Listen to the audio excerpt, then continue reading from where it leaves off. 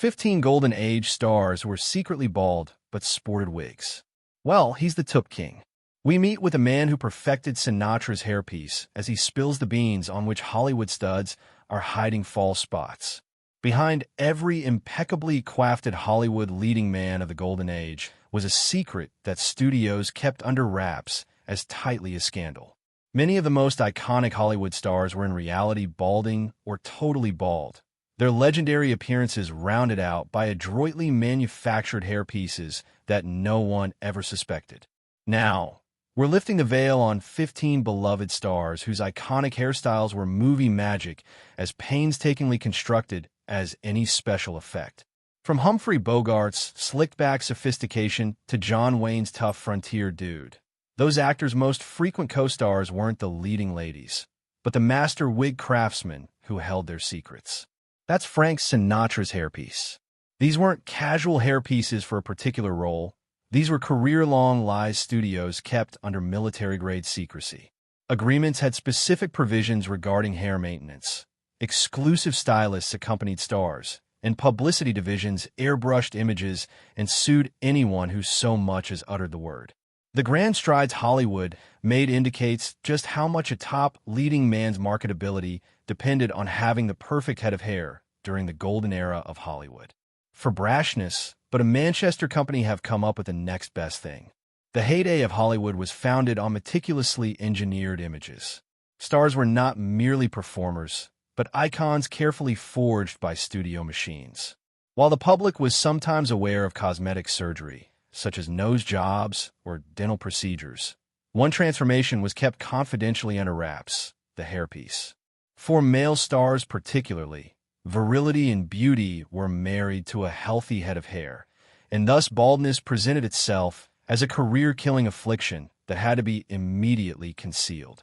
Let's look at 15 iconic actors whose iconic hair was Hollywood's best-kept secret, and how their fake hair contributed to creating their irreplaceable on-screen images. Music. First up, Humphrey Bogart, the roughneck's soft underbelly. Humphrey Bogart's slicked-back hair became as synonymous with his on-screen persona as his trench coat in Casablanca. However, when Bogart shot in war classics, such as The Maltese Falcon and The Big Sleep, he was already noticeably bald and fully reliant on hairpieces. Bogart started losing his hair in his early 30s when he was still cast in supporting roles for villains. When his star turn as a leading man arrived with High Sierra and The Maltese Falcon in 1941, his hairline suddenly became a serious concern of the studios. Cinematographer Arthur Edison went on to reveal that it grew more and more difficult to light Bogart as his hairpieces got more noticeable. "We crafted particular key lighting techniques in order to reduce shadows that could point out the hairline of his toque," Edison said. Bogey knew precisely what angles serve him best and would occasionally quietly shift his position if he thought the light could catch his hairpiece. Bogart never went out in public without his hairpiece, and even in private was not often spotted without it, according to Lauren Beale's autobiography. Bogey had a rule that no photographers were ever to get anywhere near the swimming pool. Beale penned, "The one place he would take off his hairpiece was in the water, and he protected that privacy fiercely." The most telling testimony came during his last illness. As cancer weakened him in 1956 to 57, Bogart persisted in wearing his hairpiece during hospitalizations and even demanded that it be properly positioned on his head in his last days. For a man whose hard-nosed persona epitomized mid-century masculinity, this personal vulnerability was his best-kept secret throughout. Applause. Music. 2. Fred dancing down a staircase with an invisible companion. Fred Ayer's effortless gracefulness also included his immaculately styled hair that never got out of place, even when he danced with the greatest intensity. What audiences were unaware of was that Astaire was dancing with an invisible dance partner, a carefully constructed hairpiece held in place by technical solutions developed specifically for his special needs. Astaire started losing his hair when he was in his late 20s. By the time he came to Hollywood for his initial RKO films, he already wore a custom-made hairpiece. The remarkable technical challenge was to hold a hairpiece firmly in place while executing dance sequences involving jumps, spins, and even dancing above on the ceiling. As Astaire's longtime makeup artist, Robert Schiffer, told us, "We collaborated with Max Factor to create a special adhesive that would be resistant to perspiration and quick movement." Fred's wig pieces were made with a silk base instead of regular lace, which ensured more adhesion and ventilation during demanding numbers. A perfectionist in Astaire, his hairpieces were as much a part of his costume as the top hat and tails. According to reports, he toured with several identical-looking hairpieces and insisted they be touched up by only certain designated trusted hairstylists. What's even more amazing is that even after executing some of the most athletic dance choreography in movie history, there is not a single recorded occurrence of his hairpiece ever loosening or even falling off during shooting, testament to the ingenuity of Hollywood wig designers and Astaire's acute sensibility for his own movements. A dance partner for One Stare, Ginger Rogers, once said with typical wit, "I had to remember not to run my fingers through his hair during love scenes. Fred would have never forgiven me if I ruined his little friend." Music 3. John Wayne, the Duke's Hidden Crown. The rugged masculinity of John Wayne made him the embodiment of the American Western movie star for decades. One part, however, of the Duke's legendary image was delicate Hollywood convention, his lush head of hair, which had started to vanish long before he was at the peak of his stardom. Wayne began going bald in his late 30s circa his breakthrough with Stagecoach 1939. As his stardom intensified throughout the 1940s, his hairline retreated accordingly. In the early 1950s, Wayne was using hairpieces in almost all his pictures, though the change was phased in so gradually that audiences seldom detected the transition. What makes Wayne's situation so intriguing is how his hairpieces were custom designed to enhance his frontier image. Unlike sleek city hairpieces built for stars such as Cary Grant, Wayne's were deliberately designed to look a trifle rough and blown back by the wind. Longtime associate Charlie Jamora remembered, "The Duke wanted his hairpieces to look natural for a man who lived his life outdoors. We made a point to avoid anything that appeared too well-styled." The dilemma of preserving Wayne's rough guy image while hiding his baldness became acutely daunting on physically taxing Western shoots. Shooting on dusty, blustery settings such as Monument Valley presented special challenges to hairpiece retention. Duke's costume assistant, Luster Biss, disclosed, for riding scenes, the Duke wore a bandana specially made for him under his cowboy hat that helped keep things in place when they galloped and did stunts. Wayne supposedly was more practical about his hairpiece than most stars, considering it just another part of his costume and not something that caused him to be embarrassed personally. Director Howard Hawks once remembered that Wayne would shed his toupee in private quarters among close friends, but quickly replaced it upon the entry of anyone outside this circle.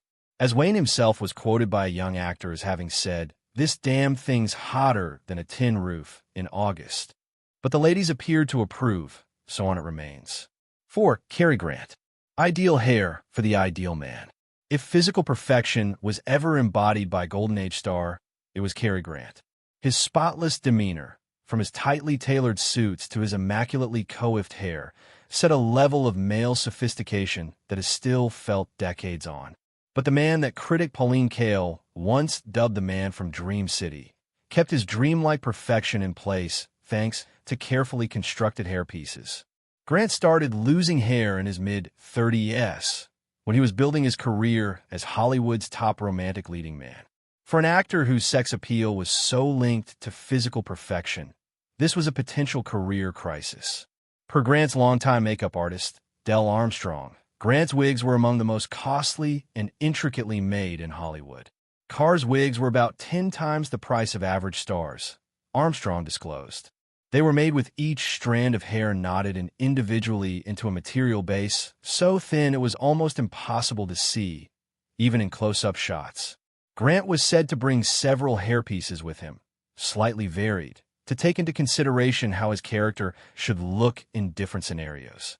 For the Philadelphia story-style romantic comedies, his hairpiece would be flawlessly styled without a single hair out of place. For grittier types, such as Gungadin, a slightly disheveled version would be applied. What set Grant's hairpieces apart was how they changed as he grew older. Unlike stars who kept unrealistically youthful hair into their old age, Grant let his wigged hair go gray naturally, as he did in real life. This quiet authenticity aided in keeping the illusion intact and avoided the jarring contrast that caused some older stars' wig hair to be even more noticeable. Grant was intensely secretive about his wigs, but sometimes showed a sense of humor about his plight with close friends. Film director Alfred Hitchcock once reminisced about Carey, calling his toupee his realistic therapy for a traumatic disorder. He claimed it was not vanity but just shrewd business acumen. As he sarcastically remarked, "The public pay to behold Cary Grant, not a bald man they do not know. The instant I became an ardent hairdresser." What's wrong with it? Let me demonstrate. What were you reading, Dean? Popular mechanics. Music, yeah, get a lot of that mechanic. 5. James Stewart, The Everyman's Secret. James Stewart's appeal was built on his relatability. His lanky frame, folksy manner, and seemingly natural appearance made him Hollywood's definitive everyman. This carefully crafted normality made the secret he kept for decades all the more surprising. Stewart depended on hairpieces for most of his career, although his were crafted to keep him unpretentiously looking the part. Unlike those stars who started sporting hairpieces at the initial hint of thinning, Stewart let his natural thinning go forward visibly through his early work. In such films as Mr. Smith Goes to Washington, 1939, and It's a Wonderful Life, 1946, Stewart is seen with his true hairline, which was already significantly receding. This openness was in keeping with his low-key image. As Stewart reached the 40s and the early 1950s, however, his baldness became more rapid to the extent that it started interfering with his casting prospects. Around the time of his work with Alfred Hitchcock on such movies as Rear Window, 1954, Stewart started wearing hairpieces that were to appear as natural as possible and somewhat imperfect in line with his rough image.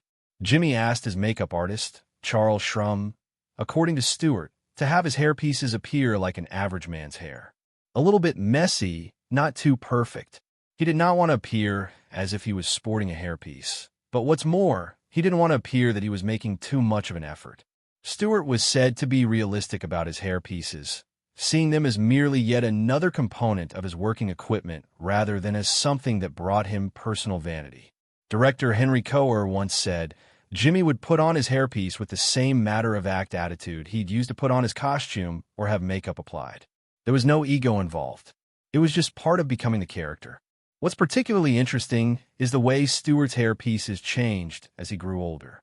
Unlike some stars who kept implausibly youthful hair into old age, Stewart allowed his artificial hair to thin and gray in proportion as he moved into his 60s and 70s. Another instance of the realism that characterized his appeal. 6. Frank Sinatra. Old blue eyes and new hair. Frank Sinatra's transformation from skinny Bobby Soxer icon to sophisticated chairman of the board involved a physical change that went largely unremarked by his adoring public. As his music mellowed and his acting roles became more serious, Sinatra had to deal with a common but potentially image-damaging affliction, significant hair loss that began in his 30s and accelerated in his 40s. Sinatra started wearing hairpieces around 1954. About the same time, he was reviving his career with his Oscar-winning performance in From Here to Eternity and recording his landmark Capitol albums. This coincidence was no accident. His professional rebirth required an updated image. What makes Sinatra's case interesting is the way his hairpieces became an open secret within his inner circle, occasionally serving as the basis for good-natured teasing among the Rat Pack. During their legendary performances at the Sands Hotel in Las Vegas, Dean Martin would occasionally make oblique references to Sinatra's little helper up top, much to the delight of the audience and Sinatra's mixed amusement and irritation. Sammy Davis Jr. later said that Sinatra had a complicated relationship with his hairpiece. Frank was sensitive about it with strangers or the press, but with friends, he'd sometimes use it as a prop. Once after a particularly crazy night, he sent his hairpiece in a box to Dean with a note saying, "Even I needed the day off to recover." Unlike some stars who maintained strict secrecy, Sinatra occasionally acknowledged his circumstances through humor. During a 1965 recording session, Sinatra reportedly took off his hairpiece during a break, placed it on a microphone stand, and quipped, "Even the damn thing needs a rest between takes." Sinatra's longtime valet, George Jacobs, disclosed that Sinatra traveled with several hairpieces for different situations: performance pieces styled for stage lighting, more natural-looking ones for film work, and casual pieces